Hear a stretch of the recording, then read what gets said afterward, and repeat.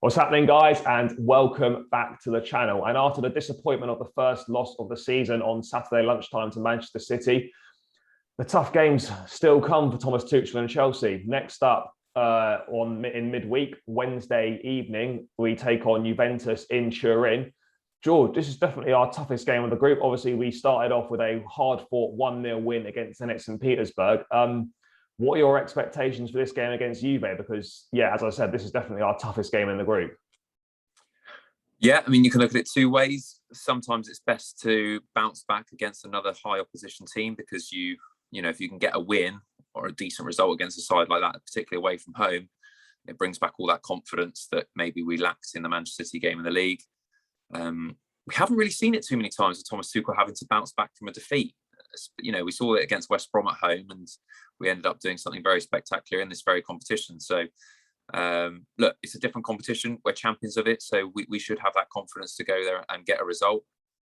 Like our guest, Craigo, who we had a few weeks ago on the pod, I think, they're a team that can turn it on regardless of what they are in the league. I think they're 8th in Serie A or something like that. So they're not doing particularly well. They've had a poor start, but Champions League nights are different, and it's our biggest game. So those two legs against Juve, home and away, are pivotal into where we finish in the group. But I'm looking forward to it.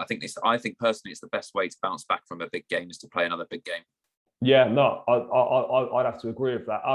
In terms of kind of formation, sort of lineup, personnel, etc. Obviously, we saw at the weekend the 3-5-2, which we saw in the second half at Spurs. Obviously, as we've discussed at length, it didn't work against Manchester City.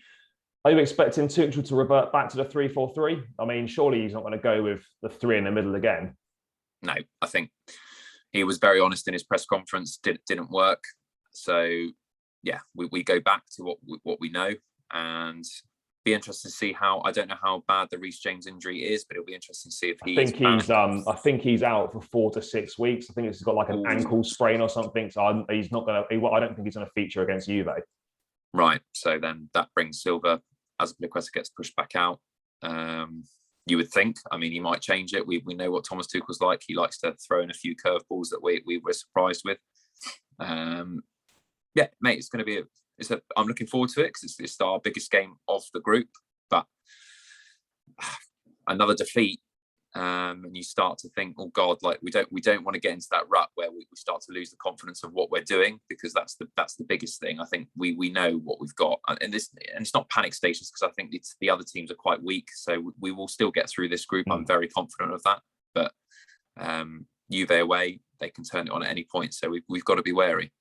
I mean, it would be good to lay down a bit of a marker going into the international break. I mean, I know they're different competitions, but I don't think it's good for morale in the squad to go into the international break on the back of 2 defeats. So we need to kind of make sure we don't lose this game. But also, as you said, if we do end up losing this game, we're not going to struggle to qualify from this group. The other teams in Malmo and Zenit are very poor, so it's not going to be an issue. What are you expecting kind of lineup-wise? Obviously, I think the defence picks itself, really. I'd expect Marcos Alonso to still play at wing-back. I don't think Chilwell's done enough to warrant getting into the lineup. With Reece James injured, as you said, Azpilicueta goes out to right-back. I think it'll be the same 3 in defence: Rudiger, Thiago Silva, Christensen. I expect Kante and Jorginho. That front 3 of Mason Mount split again, which by all accounts he should be. It'll be him and Lukaku up there. And again, George, it's that age-old question: who's going to be that third slot in the front 3? We've seen Timo Werner at the weekend against Manchester City. He showed glimpses. He wasn't great. Kai Havertz offered a little bit when he came on. Hakim Ziyech, after a great start to pre-season and a good Super Cup, obviously picked up that injury, and now he's kind of struggling to get back in. Christian Pulisic, we're not sure about. Even if he was fit, I think he'd start from the bench anyway. So, kind of, what are you expecting in that third slot? Because it's proving quite problematic at the moment. Yeah, and we haven't even mentioned Hudson-Odoi, who could also slip in there as well. But I think it goes to Kai Havertz. I think he looked fairly sharp when he came on at the weekend. He's the one that probably Tuchel trusts most in that area.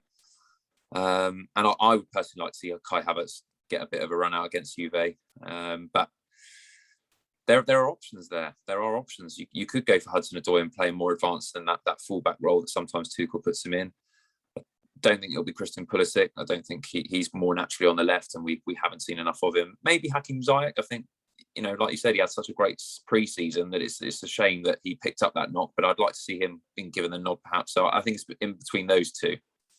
I mean, what do you think Chelsea have got to do differently from the weekend in terms of performance to try and get a result against Juve? I mean, it's likely he'll probably be up against Chiellini and Bonucci, two war horses, or one of those will be partnering Matthias de Ligt. Lukaku and co are going to struggle to get any change out of that defensive line. So what have we got to do to get a result in this fixture, do you think? Well, I don't think you can really do a comparison with Juve and City, because we're going to have way more of the ball.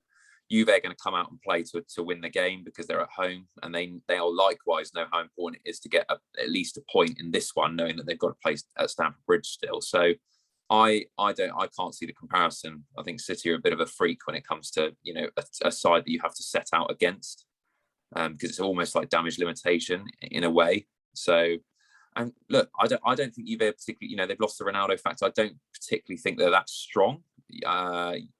But they're a very experienced side. But I think Lukaku will find it difficult against the two very experienced centre halves. But I think we can break the lines quite well in this one, and I think we've got the pace.